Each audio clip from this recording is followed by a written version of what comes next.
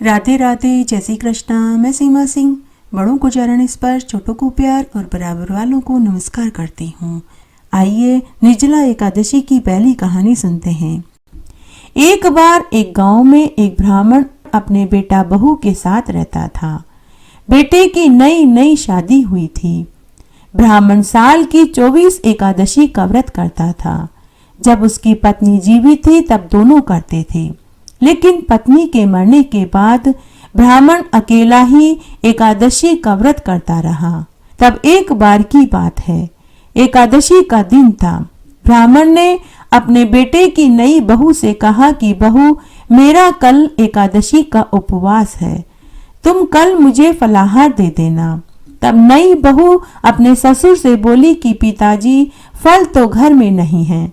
तब ब्राह्मण बोला कि कोई बात नहीं, तुम मुझे दिन में 3 बार चाय बना कर के दे देना। तब दूसरे दिन एकादशी को ब्राह्मण ब्रह्ममुहूर्त में उठकर स्नान आदि करके विष्णु भगवान का पूजन करने लगा और विष्णु सहस्त्र नाम का पाठ करने लगा और विष्णु मंत्रों का जाप करने लगा। पूजा करने के बाद ब्राह्मण ने अपनी बहू से चाय मांगी। बहू चाय बनाने लगी। तभी पड़ोसन बातें करने के लिए नई बहू के पास आई और आवाज लगाने लगी। नई बहू ने पड़ोसन से कहा कि मैं अपने ससुर के लिए चाय बना रही हूँ। इस तरह पड़ोसन पूरे दिन में 4 बार आई। हर बार बहू चाय बनाते हुए मिली। दूसरे दिन जब नई बहू के ससुर व पति काम पर चले गए तो पड़ोसन आई और नई बहू से बोली कि बहू, कल जब मैं 4 बार आई तो तुम 4 बार ही काम कर रही थी। तो नई बहू बोली कि कल मेरे ससुर का एकादशी का उपवास था, घर में फल नहीं थे तो मैं अपने ससुर के लिए चाय बना कर के दे रही थी। बेचारे मेरे ससुर ने चाय के ऊपर ही एकादशी करी। तब पड़ोसन बोली कि तुम सारे दिन इस तरह काम करोगी तो बीमार पड़ जाओगी। ऐसा करना, अब जब एकादशी का दिन आए तो तुम उन्हें व्रत करने के लिए मना कर देना और चाय बनाने से भी इनकार कर देना। बहू बहुत सीधी थी। चालाक पड़ोसन की बातों का अर्थ न समझ पाई। इस तरह जब दोबारा एकादशी आई तो ससुर ने कहा कि नई बहू, आज मेरा एकादशी का उपवास है। अगर आज भी घर में फल न हो तो तुम मुझे 4 बार चाय बना कर के दे देना। तो बहू अपने ससुर से बोली कि पिताजी, मैं चाय बना कर के नहीं दूंगी, आप एकादशी का उपवास करना ही छोड़ दीजिए। तब ससुर बोला कि बहू, व्रत करना तो मैं नहीं छोड़ सकता।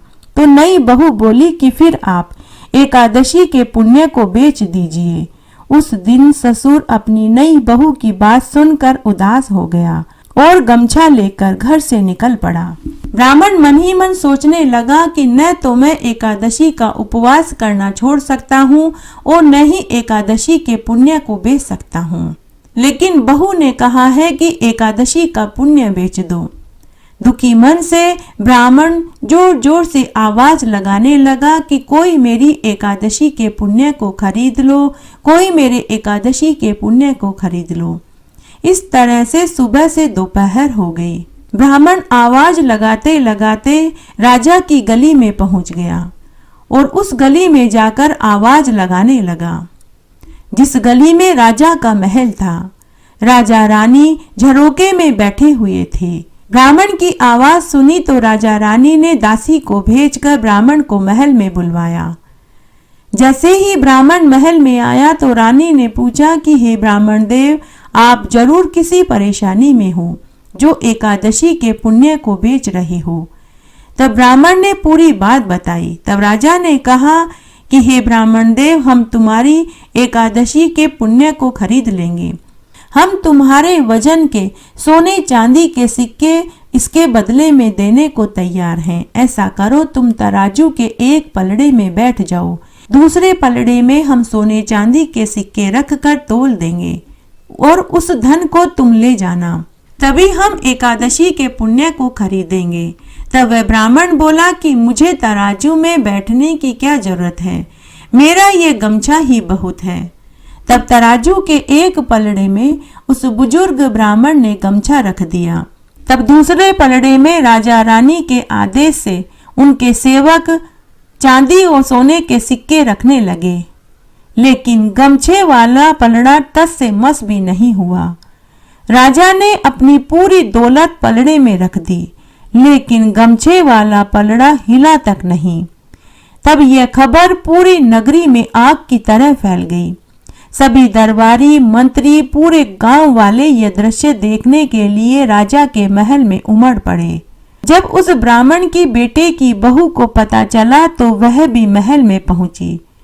महल में पहुंचकर जब उसने यह दृश्य देखा तो उसका माथा ठनका।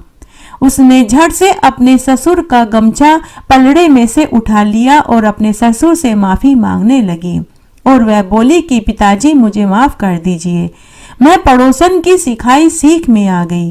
भला एकादशी की भी कोई कीमत होती है। जब ब्राह्मण के बेटे की बहू की बात राजा रानी ने सुनी तो राजा रानी ने भी ब्राह्मण से माफी मांगी, साथ ही ग्यारस माता से भी माफी मांगी। उसके बाद राजा रानी ने ब्राह्मण को बहुत सा धन देकर विदा कर दिया। उसके बाद राजा रानी ने पूरी नगरी में ये ढिंडोरा पिटवा दिया कि सभी को एकादशी का उपवास रखना चाहिए। इससे घर में धन धान्य की वृद्धि होती है और विष्णु भगवान और माता लक्ष्मी का आशीर्वाद मिलता है। उसके बाद 15 दिन बाद जब एकादशी आई तो राजा रानी ने भी एकादशी का उपवास किया और विष्णु भगवान और माता लक्ष्मी का पूजन किया, जिससे वे सभी इस जीवन के समस्त सुखों को भोग कर मरने के बाद बैकुंठ को प्राप्त हुए। घटती हो तो पूरी हो तो परवान चढ़े, भूले बिसरे नाम तेरे भंडार में भरे।